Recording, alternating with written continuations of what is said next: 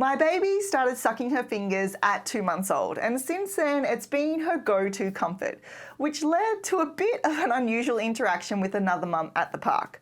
I was there with all of my kids. 2 of them were playing on the equipment, my baby was in the pram, and I was chatting away to this mum I just met. And while we were chatting, I noticed she kept glancing down at my baby, clearly distracted. She kept looking down, returning to our conversation, and then looking down again. And it got to the point where I was thinking, what's wrong? Why does she keep looking at my baby? Until finally there was a pause in the conversation, and she just looked down at my baby and said, "Don't you want to stop her from doing that?" She was talking about my baby sucking on her fingers. My response was, no, it's fine. I don't mind at all. She does it all the time. Now, as a pediatric occupational therapist, I kind of guessed where this was going. Her follow-up to that was, "Aren't you worried about what it's going to do to her teeth?" It was exactly what I suspected. This is a common and valid concern that many parents have when it comes to sucking, because long-term sucking, especially if it continues beyond 4 years of age, can affect how a child's teeth and jaw grows. This might lead to crooked teeth and the need for orthodontic treatments like braces, which can be expensive. But for me, I wasn't worried about it because, first of all, most kids naturally outgrow this habit between the ages of 2 and 4, long before it causes any lasting issues. Plus, there are actually many developmental benefits that come from sucking. In fact, the downsides of stopping her from sucking her fingers were actually greater than just letting her continue. So I politely explained to her that I'm really not worried about it. If she keeps doing it past the age of 4, then we'll look at stopping it at that point.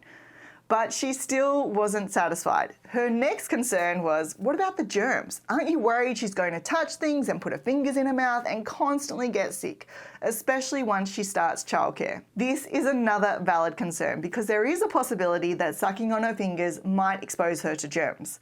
But I wasn't concerned about that either because exposure to germs can actually be beneficial. In fact, a study by Lynch, Sears and Hancock found that kids who sucked their thumbs or bit their nails were less likely to develop allergies.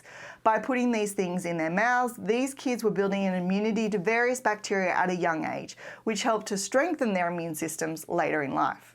And again, the developmental benefits of finger sucking outweigh the potential risks. Now, because we were at the park and she was a stranger, I didn't go into the full rundown of the developmental benefits of finger sucking or mouthing, but I will go through them now so that you know why you should let your baby mouth their fingers and resist that urge to immediately pull them out. First off, letting your baby suck or mouth their fingers will actually make it a lot easier for them to start eating solid food in the not too distant future. And here's how. When babies are born, they have a gag reflex that helps protect their airways from things that are too big. Essentially, it prevents your baby from swallowing potential choking hazards, ensuring their airways stay clear so that they can breathe easily. And initially, this gag reflex is located at the front of their mouth and is easily triggered.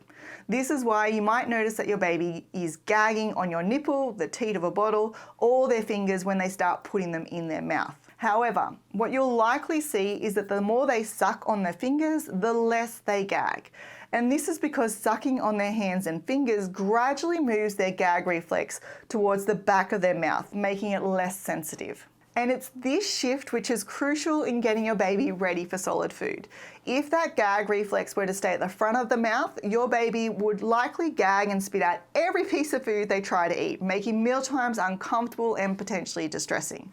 However, by moving the gag reflex back, they'll be able to chew and swallow solid food without constantly gagging, and this will make mealtimes more enjoyable for both you and your little one. Additionally, giving your baby the chance to mouth and suck on their fingers helps them develop better control of their tongue and jaw. In particular, it helps your baby learn how to move their tongue to the side, which is a crucial skill for eating solid food. And the way that they learn this skill is actually pretty cool. When they put their fingers in their mouth and it touches the side of their tongue automatically moves towards that side to touch, lick, and explore.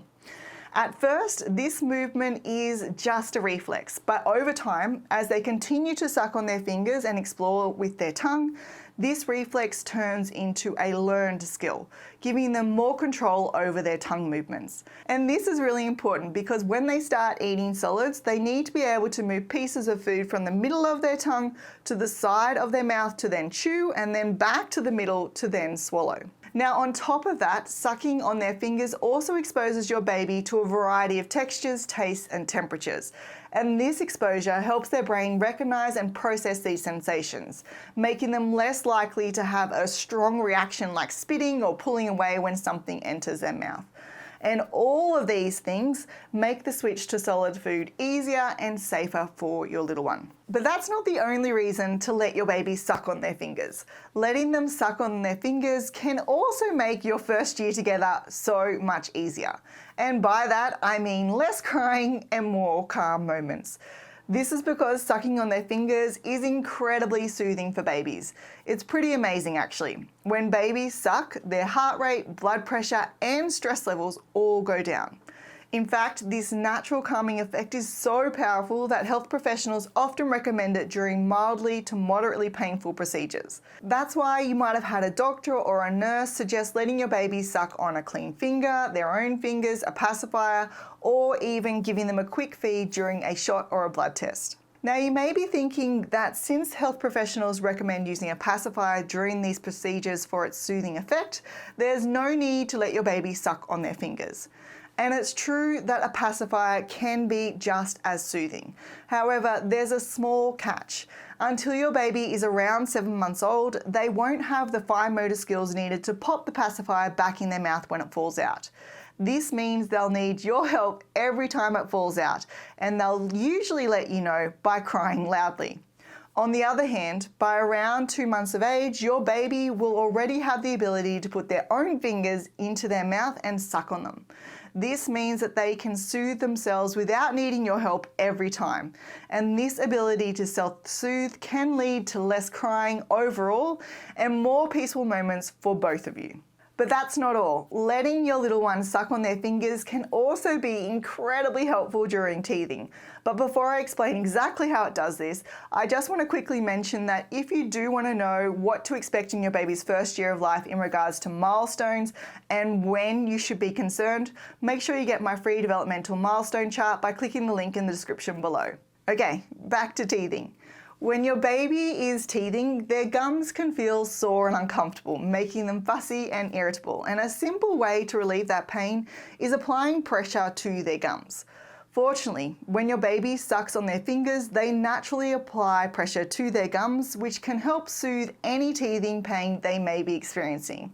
Now, this natural behavior is super helpful because babies usually start teething around 4 to 7 months of age. And at this stage, they often have trouble holding on to teethers in the first place and then getting them into their mouths. But they can easily get their fingers into their mouths and suck on them. This means that they can comfort themselves and ease their pain without needing any extra help from you. Now, although sucking on their fingers can help reduce their fussiness and keep them more comfortable when they are teething, there may be times when your little one needs a little more, and something you might consider using are teething gels. But you might be surprised to hear that teething gels can contain ingredients that might not be safe for your baby, especially if they're used in excess. Which then raises the question, what else can you do to help alleviate your baby's teething pain?